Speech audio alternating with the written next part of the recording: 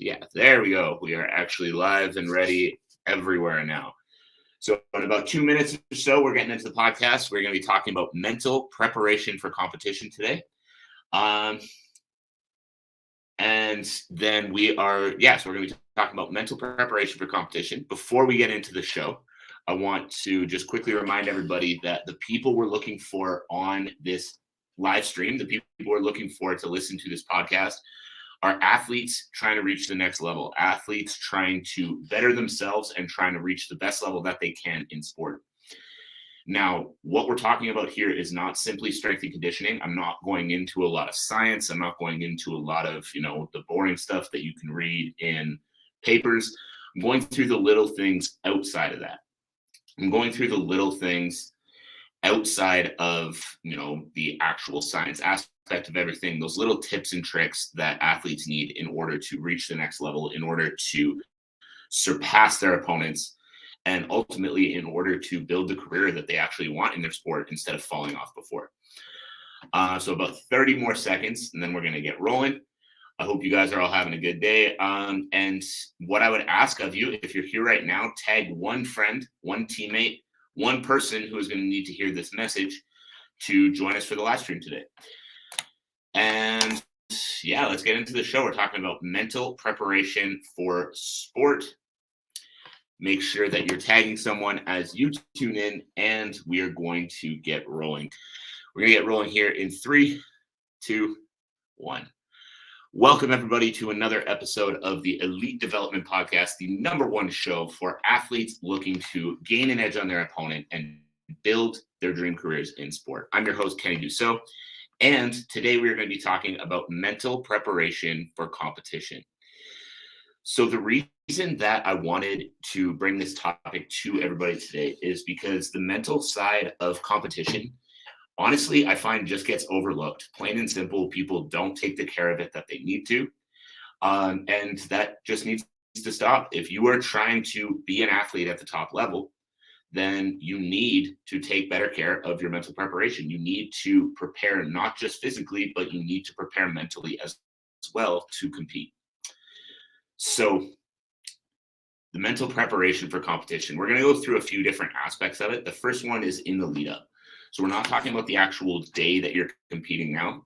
Let's talk in terms of a fighter, because again, this is a majority of my clientele. And so we're going to talk about the lead up first, and then we're going to talk about actually on competition day. So in the lead up, the #1 way that you're going to better mentally prepare yourself for competition is by reverse engineering the goal of the competition. So what I mean when I say that is that if you are getting into, as an example, let's say 3-round MMA fight, 3 5-minute rounds. So in order to be successful in that competition, you need the gas tank to go 3 5-minute rounds. You need a skill set that is ultimately going to be able to set you up for success within those 3 to 5-minute rounds. Your body needs to be healthy, and you need a strong mentality to be able to deal with adversity when it undoubtedly comes up within that fight, whether that's you getting hit with a hard shot, whether that's getting taken down, all of these things that can so often frustrate athletes when they're actually in the thick of it. So once you have that listed out of what you need on the actual competition day in order to be successful, so you have those things, we talked about gas tank, skill set, health, mentality. Now you need to set yourself a schedule. So with the allotted time that you have before you're actually set to compete, you need to set yourself a schedule of how much time you can spend on each of these areas. Now, again, there's no perfect answer. I can't sit here and say you need to spend exactly 2 hours a week on this and 3 hours a week on that. That schedule is going to be different depending on who you are, depending on what your strengths are currently, and depending on what you have struggled with in the past while you compete. But when you have that list of things you need to work on set out, now you can build out your schedule of how much time you need to spend working on each area. So now, personally, I would have a coach help you design this program.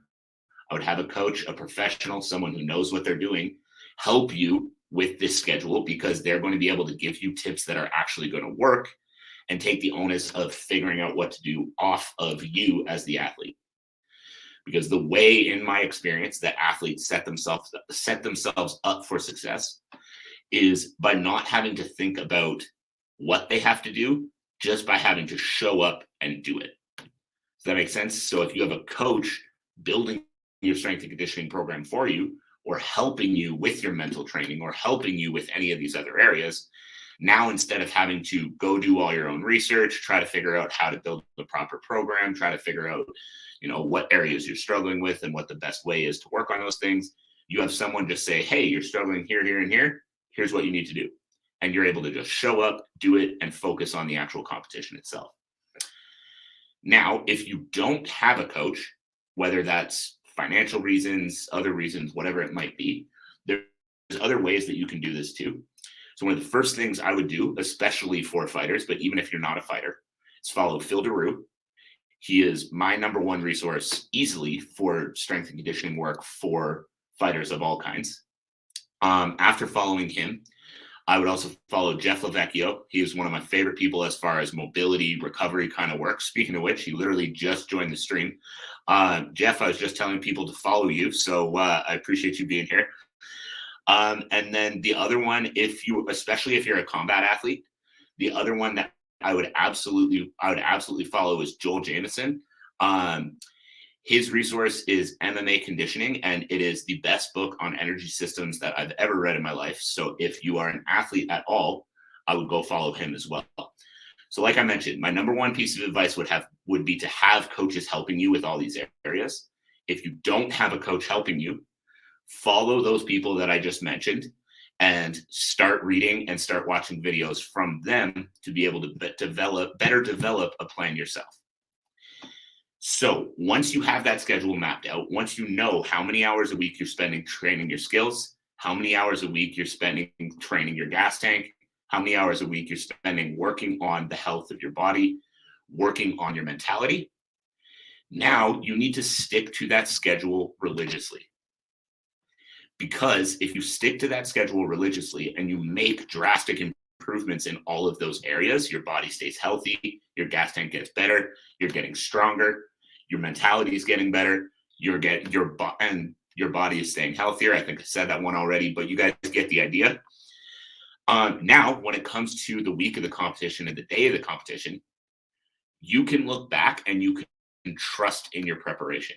Because a lot of the time, in my experience, when athletes are struggling to trust in themselves, when athletes are hitting competition day and they're having those mental lapses, worrying about, whether they're prepared or anything like that, a lot of the time it's because they haven't prepared properly. They've spent a lot of hours in the gym, but they haven't had that same intention. And because they haven't had that same intention, now they're not feeling confident in themselves when it comes to the week of the competition or when it comes to the day of the competition. So if you have that schedule mapped out and you stick to that schedule religiously, now you're going to be able to be confident when the competition comes around that you've done the preparation you need to do. So now when it comes to the actual competition day and the competition week, things are drawing closer, the nerves are setting in a little more. And again, you're wondering how you can mentally prepare to step into that competition at your best. The number one thing I need you to do is detach from the outcome. Because this might sound crazy to say you have to go in not worrying about winning or losing. But if you're going in and the only thing on your mind is winning, you're going to perform very, very differently than if you go in and your focus is on performing. Because unfortunately, as we all know, if we've been around the world of high performance sport, you can do everything right and still lose. You can go in, you can fight the best fight you've ever fought in your life and then get clipped with 30 seconds left in the fight, go unconscious and lose the fight. Obviously, that's not what we're hoping to happen, but we know that that's the world we live in. We know that that's possible. So the number one thing you need to do is detach from the outcome. Because if you're able to detach from the outcome and just focus on the performance, focus on putting your best foot forward in every situation that is presented to you, and your focus remains on that, you are going to perform the best you can possibly perform. And if you perform the best you can possibly perform, the outcome is going to the outcome's going to happen. It might be the outcome you want, it might not, but you can look back and you can say, I did everything that I could leading into that competition. Now, the final thing that I want you guys to focus on when you are coming into competition day is that when the nerves set in, when you start feeling nervous, when you start feeling concerned, when you start having those doubts, feel them. And again, this is going to seem a little bit counterintuitive to say that if you're trying to mentally prepare yourself and mentally stay strong for a competition, you need to feel nervous. But if you try to push those nervous feelings away, they're not going to go away. If you try to push those nervous feelings down, just pretend that you're not feeling them, you're still going to feel them. They're just going to be lingering under the surface and come out when you don't want them to. However, if you allow yourself to feel them, if you start feeling like, oh no, what if I go in there and it doesn't go my way? Sit with that. Ask yourself, why am I worried about this? Why am I worried that if I go into this fight, it might not go my way? Then you might come back to something about your preparation. You might come back to, something you did that you wish you had done differently. You might come back to that sparring session that really didn't go your way, whatever else it might be. But then you can think about it, you can analyze it, you can understand why you're feeling it. And if you can understand why you're feeling those nerves, if you can understand why you're feeling that stress, then you can truly let it go. Right? So if you're feeling nervous about your fight because a sparring session 2 weeks ago didn't go your way and your teammate touched you up a little bit and all of that, yeah, it's fair enough to feel nervous, but then you've got to look at it and you've got to say, okay, that sparring session didn't go my way, but here are the 3 things I took away from that sparring session that I can apply in this fight to make sure that the same thing doesn't happen when it actually matters. So you can analyze it, you can understand it, and then you can look back and you can reinforce with yourself the trust in your preparation because you've stuck to that schedule over the last 4 to 6 to 8 to 12 weeks getting ready for the fight. So I hope this all makes sense. But just to summarize, the number one thing to mentally prepare yourself for competition is to set a schedule based off of all of the things you know you need for that competition. So we talked about making sure you have a schedule set for work that you're doing on your gas tank, your skill set, the health of your body, and your mentality. And if you want to dig into any of those 4 pieces a little bit more, make sure to send me a message as well, and we can dig into that too. But the next thing is you're going to stick to that schedule religiously. There's no perfect way to make this schedule. I can't sit here and say you need exactly this many hours of this many hours of this many hours of that. But you know yourself. If you're a very good athlete with a very weak mind, probably have a few more hours working on the mental side of the game. If you've got a very strong mind and you're a good athlete overall, but you get tired really quickly, probably put more of those hours into the gas tank. You get the idea. Now, the next thing you're going to do is you're going to detach from the outcome. You are going to stop worrying about going in and winning, and you're going to start worrying about going in and performing. Because again, the outcome is out of our control. What is in our control is the performance. What is in our control is going in and putting the best possible version of your skill set forward when it matters. That might be enough to win, and that might not.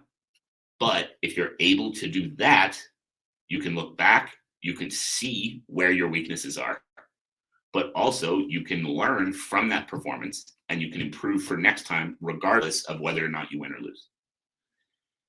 So you're going to detach from the outcome. And the final thing is you're going to let yourself feel the nerves when they come up.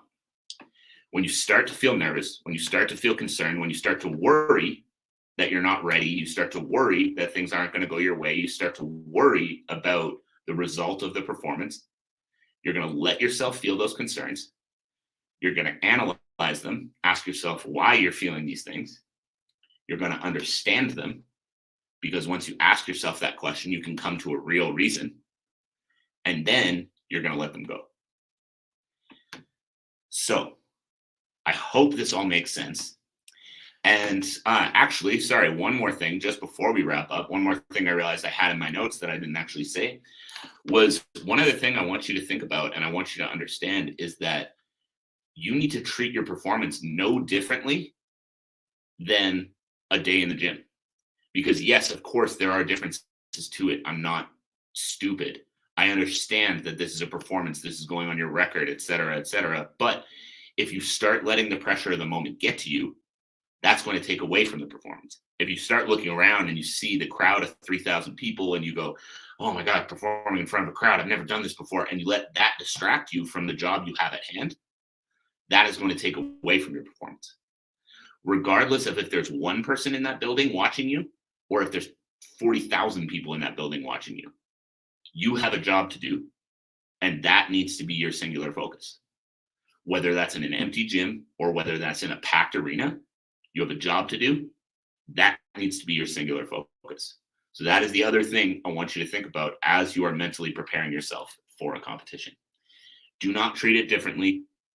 Focus on the task at hand and make sure that you are putting your best foot forward in order to be successful. So that is it. That is all. I appreciate everybody who took the time to tune in. The one thing I ask of you, if you've listened to the podcast, if you've gotten some value out of it, if you enjoy the show, go subscribe on any of the major podcast platforms or on the YouTube channel, Coach Dusseault Conditioning, and share the show around with a friend. The goal here is to reach athletes worldwide. The goal here is to help positively impact the careers of athletes worldwide. And the best way that we do that is word of mouth. The best way that we do that is through you. So I appreciate you all being here. Please take the time to subscribe, leave a review for the show, and share it around with a friend. Be right back here first thing tomorrow morning. I hope you guys have a great rest of your day. Looking forward to talking to you all again very soon.